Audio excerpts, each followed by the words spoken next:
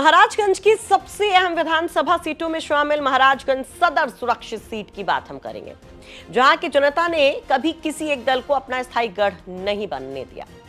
यहां चुनाव हमेशा मुद्दों, उम्मीदवारों और स्थानीय समीकरणों के आधार पर लड़े जाते रहे। दलित बाहुल्य सीट पर बीएसपी का जनाधार होने के बावजूद पार्टी कभी जीत का खाता नहीं खोल पाई।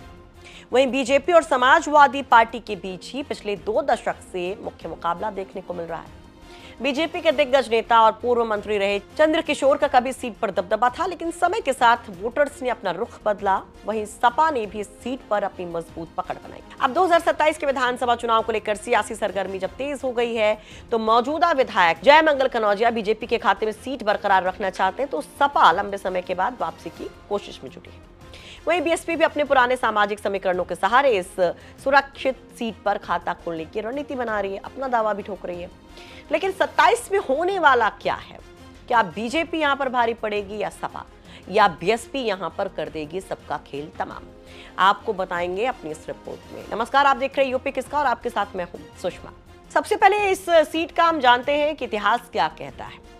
तो इस सीट के इतिहास में जब आप नजर डालेंगे तो 2007 में समाजवादी पार्टी ने बीजेपी के इस गढ़ को तोड़ दिया था और सपा प्रत्याशी श्रीपति आजाद ने जीत दर्ज की थी। 2012 में भी सपा ने इस पर अपना कब्जा बरकरार रखा। सुदामा प्रसाद विधायक बने। 2017 में बीजेपी ने वापसी की और जयमंगल कनौजिया ने बीएसपी प्रत्याशी निर्मेश मंगल को हराकर विधानसभा पहुंचने में कामयाबी हासिल की। 2022 में बीजेपी ने एक बार फिर से जीत दर्ज की और जयमंगल कनौजिया लगातार दूसरी बार विधायक बने।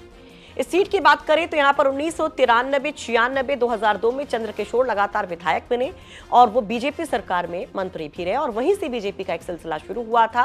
लेकिन 2007 में समाजवादी पार्टी ने बीजेपी के इस गढ़ को तोड़ दिया था। अब आगे बढ़ते हैं, बात करते हैं कि सियासी दलों के पास उम्मीदें क्यों हैं, उनके दावे क्या हैं। दरअसल जो मौजूदा विधायक है समाजवादी पार्टी के, वो कहते हैं कि पीडीए की ताकत दम दिखाएगी।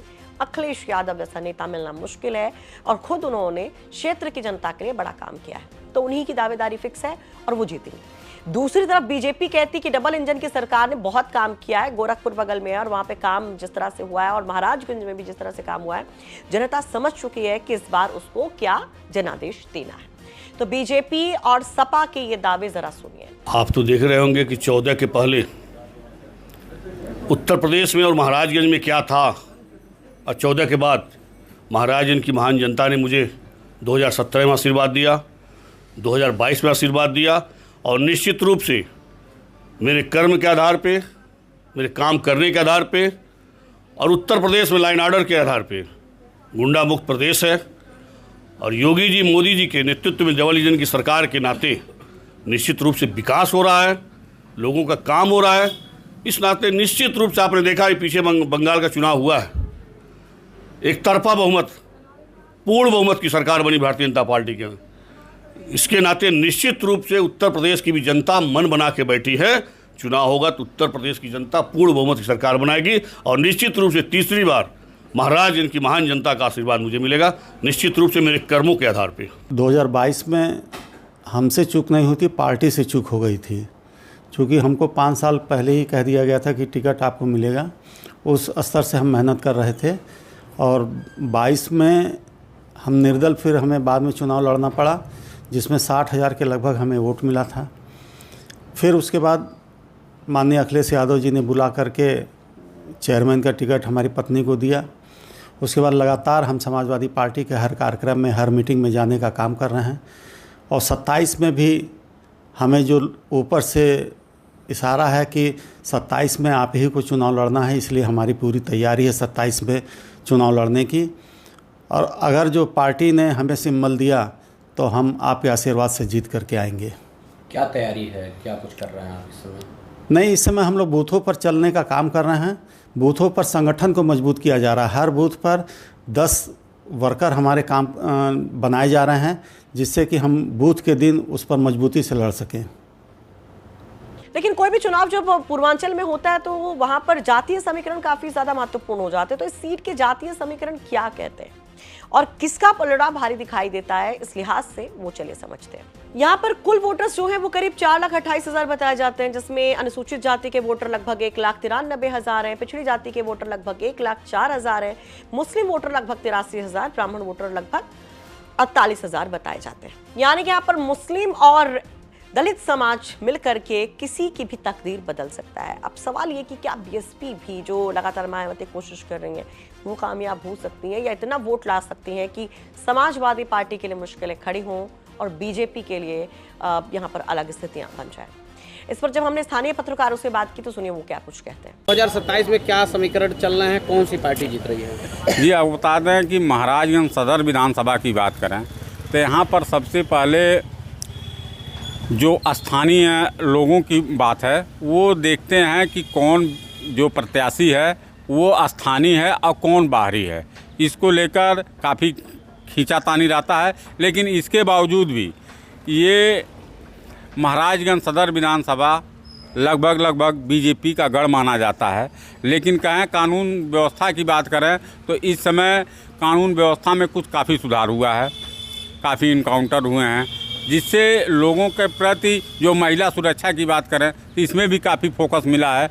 लेकिन कुल मिलाकर ये है कि इसके बीजेपी के अलावा समाजवादी पार्टी भी अब कुछ बढ़त में है, लेकिन जो उनके कार्यकर्ता होते हैं, जो वो होते हैं, वो काफ़ी उत्साहित हो जाते हैं, जिससे शुरुआत में बढ़ेंगे और लास्ट में जाते पीछे हो जाते हैं। इसलिए अभी कुछ साफ कहना ये असंभव है कि कौन किसकी होगी। लेकिन कुल मिलाकर अगर कानून और सुरक्षा की बात करें तो योगी आदित्यनाथ जी का चेहरा अभी सामने आता है। देखिए बता दें, अगर बात 2027 की विधानसभा चुनाव की अगर हम करते हैं तो इस समय समीकरण थोड़ा सा क्रिटिकल है, क्योंकि पेट्रोल डीजल की किल्लत किसानों ने झेला है। दूसरी कहानी, पेट्रोल पंपों पे रात भर लोग लाइन लगाकर खड़े रहे हैं, इंतज़ार किए हैं डीजल के लिए, तो थोड़ा सा दिक्कत आएगा। लेकिन अगर बात करेंगे भारतीय जनता पार्टी के प्रत्याशी का तो वो कंटिन्यू देखा जाएगा, तो वो फील्ड में बने रहे हैं तो कहीं ना कहीं इसका लाभ उनको मिलेगा। और अगर गठबंधन मजबूत कैंडिडेट उतारती है तो यहाँ पे कांटे की टक्कर देखने को मिलेगी। जो जितना बनाया रहेगा, जिस हिसाब से जितना मेहनत करेगा, रिजल्ट उसके फेवर में जाएगा। वर्तमान विधायकों के कार्यों की बात करें तो कैसे देखते हैं? वर्तमान विधायक की अगर बात करें तो सदर विधायक जयमंगल कन्नौजिया हैं यहाँ पे सदर विधानसभा से, वो लगातार लगे हुए हैं विकास कार्य को कराने के लिए। अभी हाल ही में एक पुलिया का भी निर्माण उन्होंने करवाया है, शिलान्यास कार्यक्रम का भी शुभारंभ हुआ है। ऐसे में देखा जाए तो ये सब फ़ायदा मिलेगा। जनता इस बार विकास को देखते हुए वोट करेगी। सबसे बड़ी बात है कि युवाओं को रोज़गार सबसे बड़ा मुद्दा इस समय बना हुआ है। युवा किधर जाते हैं वो देखने वाली बात होगी 2027 चुनाव में। कहीं ना कहीं सरकार बनाने में युवाओं की भूमिका इस बार ज़्यादा नज़र आएगी।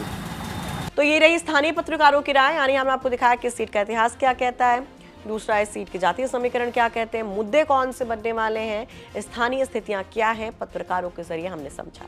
लेकिन आप क्या कहते हैं? आप भी अपनी राय जरूर कमेंट बॉक्स में रखिए। ये रिपोर्ट तैयार करने में मदद की है महाराजगंज से हमारे सहयोगी अमितेश त्रिपाठी ने।